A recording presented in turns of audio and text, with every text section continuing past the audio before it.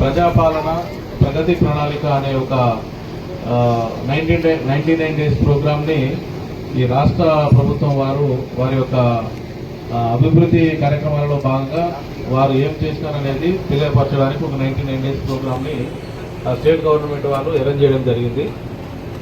దానిలో భాగంగానే మా పోలీస్ శాఖ వారికి ఒక 6 రోజులు ఎరైవ్ అనే ఒక ప్రోగ్రామ్ని మా డిపార్ట్మెంట్ తరఫున ఈ యొక్క ప్రోగ్రామ్ని ఇచ్చినారు. అది ప్రజాపాలన ప్రగతి ప్రణాళికలో ఎరైవ్ అంటే సురక్షితంగా మీ యొక్క గమ్యానికి చేరుకోవడం. మనం ఏదైతే రోడ్ల మీద ప్రయాణిస్తున్నామో, అయితే బండి మీద కావచ్చు, కారులో కావచ్చు, బస్సులో కావచ్చు, లేదంటే ఇంకా ఏదైనా క్యాబ్ ఉండొచ్చు, ఏ ఇతర రకమైన ట్రాన్స్పోర్ట్ అయినా కూడా మనం సురక్షితంగా మన యొక్క గమ్యానికి చేరుకోవడానికి రోడ్డు భద్రతా నియమాలని మనం ఏ విధంగా పాటించాలి, మన యొక్క గమ్యాన్ని సురక్షితంగా ఏ విధంగా చేరుకోవాలి. మన గమ్యం అంటే ఇంటి నుంచి ఆఫీస్ ఉండొచ్చు, ఆఫీస్ నుంచి ఇల్లు ఉండొచ్చు, లేదంటే స్కూల్ ఉండొచ్చు, ఏదైనా ఫంక్షన్ ఉండొచ్చు, లేదంటే ఇంకేదైనా సినిమాకి పోవడము, ఇంకా ఏదైనా ఇతర ఎంటర్టైన్మెంట్ ఉండొచ్చు, షాపింగ్ పోవడానికి ఉండొచ్చు, ఏదైనా ఉండొచ్చు. మనం చేరుకునే గమ్యం ఏదైనా కూడా మనం సురక్షితంగా ఆ యొక్క గమ్యానికి చేరుకుంటున్నామా లేదా, మరి చేరుకునే అక్కడ మనం మన యొక్క కుటుంబ సభ్యులతోటి సంతోషంగా గడపాలి.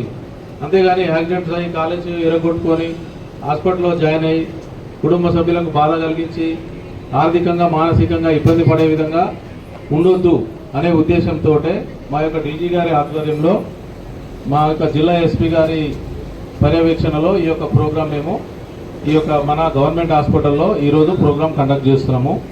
ఈ ప్రోగ్రాం 6 రోజుల ప్రోగ్రాం. ఫస్ట్ డే వచ్చేసి మనకు రోడ్ సేఫ్టీ గ్రామ సభ, ఇది ఆల్రెడీ 13th రోజు అయిపోయింది.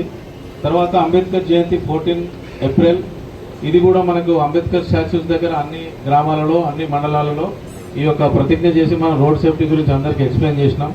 తర్వాత 3rd డే వచ్చేసి మనకు చిల్డ్రన్స్ రోడ్ సేఫ్టీ అని మనం అదొకటి పెట్టుకున్నాము. అది కూడా మనం అన్ని స్కూళ్ళకి వెళ్ళి ఆ యొక్క ప్రిన్సిపాల్ హెడ్ మాస్టర్తో మాట్లాడి అక్కడ ఉన్న స్కూల్ పిల్లలతోటి రోడ్ సేఫ్టీ ఏ విధంగా మనం మెయింటైన్ చేయాలి, స్కూల్కి వెళ్ళే పిల్లలు ఆటోలు దిగేటప్పుడు కానీ, బస్సు ఎక్కేటప్పుడు కానీ, లేదంటే వాళ్ళ పేరెంట్స్ స్కూల్లో డ్రాప్ చేసేటప్పుడు కూడా వాళ్ళు ఏ విధంగా రోడ్డు భద్రతా నియమాలు పాటించాలనే ఉద్దేశంతో అదొకటి మనం చిల్డ్రన్స్ రోడ్ సేఫ్టీ కూడా మనం ఆల్రెడీ 3rd డే చేసుకున్నాము. తర్వాత నిన్న వచ్చేసి మనకు సోషల్ మీడియా రోడ్ సేఫ్టీ అంటే ఏంటంటే ఎవరైతే రోడ్డు భద్రతా నియమాలు ఫాలో చేసి వారి యొక్క గమ్యాన్ని సురక్షితంగా చేరుకుంటారో ఇటువంటి వాటికి సంబంధించినవి ఏదన్నా మన దగ్గర ఉంటే వాటన్నిటిని కూడా ఆ విలేజ్లో ఆ యొక్క గ్రామ గ్రూప్లలో షేర్ చేసి, ఇగో వీళ్ళు హెల్మెట్ పెట్టుకున్నారు, వీళ్ళు ఫోన్ మాట్లాడకుండా గమ్యాన్ని చేరుకున్నారు, వీళ్ళు ఎక్స్ట్రా ప్యాసింజర్స్ని మెయింటైన్ చేయలేదు, ఓవర్ స్పీడ్ పోలేదు, ప్రమాదానికి గురి కాకుండా వారి యొక్క గమ్యాన్ని చేరుకున్నారు అనేది మనం సోషల్ మీడియా రోడ్ సేఫ్టీ అవ్వడం చేసుకున్నాం. ఈ రోజు వచ్చేసి మనకి golden hour response training programme, మరి గోల్డెన్ అవర్ అంటే ఏంది, ఈ బంగారం గంట ఏంటిది, ఇది ఈ అవర్ ఏంటిది, గోల్డెన్ అవర్ అంటే ఏంటిది? ఏదైనా ప్రమాదం జరిగినప్పుడు ఇమ్మీడియట్గా రెస్పాండ్ అయ్యి వారికి హాస్పిటల్ షిఫ్ట్ చేయడము, ఫస్ట్ ఎయిడ్ చేయడము, ఏదో రకమైన వారికి ట్రీట్మెంట్ చేయడము. ఫస్ట్ అవర్లో హెవీ బ్లీడింగ్ అవుతుంది, యాక్సిడెంట్ అయ్యి ఓ దగ్గర ఎక్కడో హెవీ బ్లీడింగ్ అవుతున్నది, అప్పుడు ఏ విధంగా మనం స్పందించాలి? ఒక యాక్సిడెంట్ అయ్యి ఇద్దరు బండి నుంచి ఏదో లారీకో బస్కో గుద్ది రోడ్డు మీద చెల్లాచెదరుగా పడి ఉన్నారు, బట్ ప్రాణంతోనే ఉన్నారు. వారికి కొంచెం ట్రీట్మెంట్ ఇస్తే వాళ్ళు బ్రతికే అవకాశం ఉన్నది. అటువంటి వారికి ఏ రకమైన ట్రీట్మెంట్ ఇవ్వాలి, వారిని ఏ విధంగా హాస్పిటల్ షిఫ్ట్ చేయాలి అంటే how to handle the injured persons. మనకి ఈ హాస్పిటల్ సిబ్బంది మన సూపరింటెండెంట్ మేడం ఆధ్వర్యంలో ఉన్న డాక్టర్స్ అందరూ కూడా వారికి ఏ విధంగా ట్రీట్మెంట్ చేస్తారు, ఎట్లా ఇంజ్యూర్డ్ పర్సన్ హ్యాండిల్ చేయాలి, ఏ విధంగా వాళ్ళకి CPR చేయాలి. మరి ఈ ఫస్ట్ అవర్ గోల్డెన్ అవర్ అని ఎందుకు అన్నారు? మనం హెవీ బ్లీడింగ్ అయితే మనిషి ప్రాణం పోతుంది, మరి బ్లీడింగ్ కాకుండా ఉండాలంటే ఏం చేయాలి, ఇవన్నీ కూడా వాళ్ళు ఎక్స్ప్లెయిన్ చేస్తారు. దీనిలో భాగంగానే మన మున్సిపాలిటీ పరిధిలో మన మున్సిపల్ చైర్మన్ గారు, వైస్ చైర్మన్ గారు, ఇతర వార్డు కౌన్సిలర్స్ అందరినీ కూడా మనం ఇక్కడికి ఇన్వైట్ చేసినాం. దీనికి సంబంధించి గాను వారి యొక్క ప్రతి ఒక్కరు వారి యొక్క అమూల్యమైన సందేశాన్ని ఈ యొక్క ప్రోగ్రాం ఉద్దేశించి మాట్లాడాల్సిందిగా మనం కోరుచున్నాము. మొదటిగా మన సూపరింటెండెంట్ మేడం మాట్లాడతారు.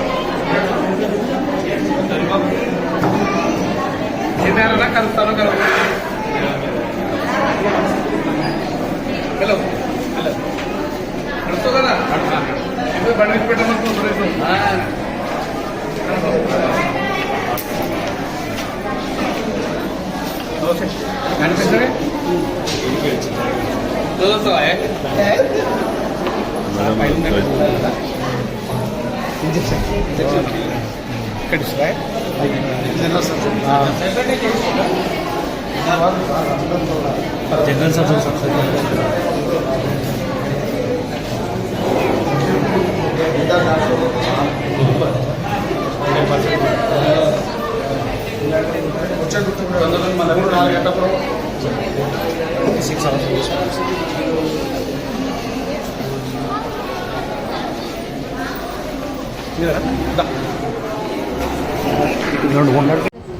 Swagatam, welcome. Your gracious presence is a lot for us. మన దగ్గర 24/7 క్యాజువాలిటీ సర్వీసెస్ అవైలబుల్ ఉంటాయి. ఆర్థో డాక్టర్ మార్నింగ్స్లో అవైలబుల్ ఉంటారు, నైట్స్లో ఉంటారు. Except for the major head injuries ఇలాంటివి ఏమైనా జరిగితే సంగారెడ్డికి పంపిస్తాం, లేకపోతే మన దగ్గరనే ట్రీట్మెంట్ జరుగుతుంది. డెలివరీ సర్వీసెస్ కానీ ప్రతి ఒక్కటి 24/7 అవైలబుల్గా ఉంది మన దగ్గర.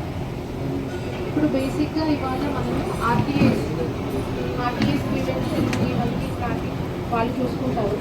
బేసిక్గా మన ఫ్యామిలీ మెంబర్స్ డైలీ బయటకు వెళ్ళేటప్పుడు మీరు కేర్ఫుల్గా మైనర్ పిల్లలకి బైక్లు ఇచ్చి వదలకండి దయచేసి.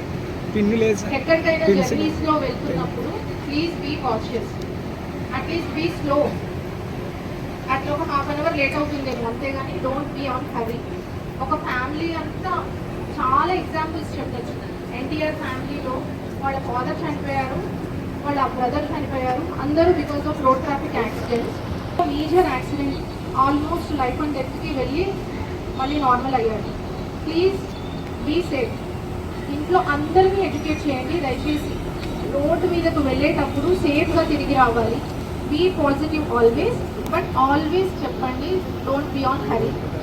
ఇది ఒక్కటి నా దగ్గర నుండి. మా డాక్టర్స్ లీడ్ చేస్తారు ఏంటి ఒక యాక్సిడెంట్ కేసు వస్తే హాస్పిటల్లో బేస్డ్ ఆన్ ఎమర్జెన్సీ ఎలా డీల్ చేస్తారు అనేది మా డాక్టర్స్ ఎక్స్ప్లెయిన్ చేస్తారు.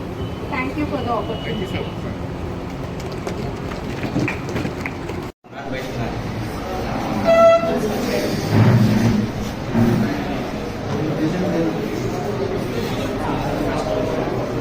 మనకి 9 నుండి 10 వరకే 200 టచ్ అవుతుంది సార్. 9 to 10 సమ్మర్ కదా, అందరు ఎర్లీగా వచ్చేస్తున్నారు ఉంటారు.